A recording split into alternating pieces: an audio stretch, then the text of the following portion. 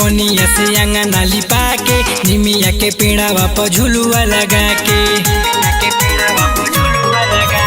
गंगा जी के पनिया से अंगना लिपा के निमिया के पेड़ावा पर झुलुआ लगा के भोरही से जो होता निराज हे माइया बना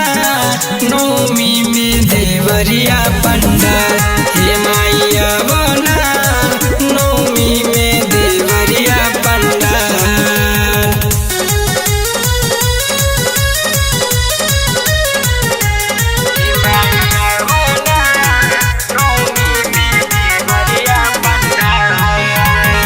स्वागत के कैले बानी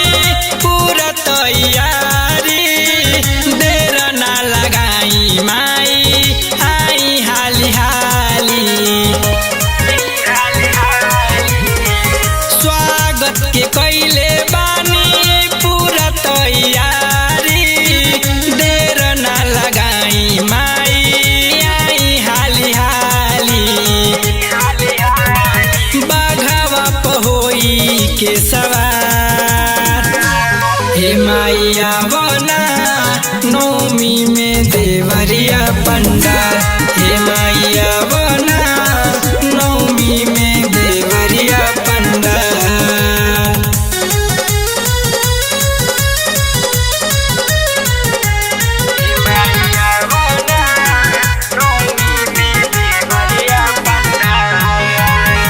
होते बिनुसार माई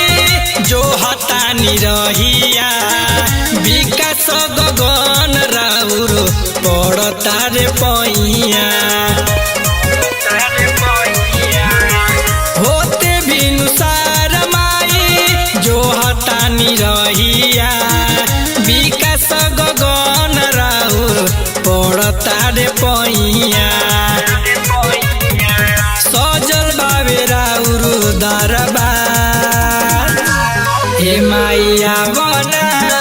नौमी में देवरिया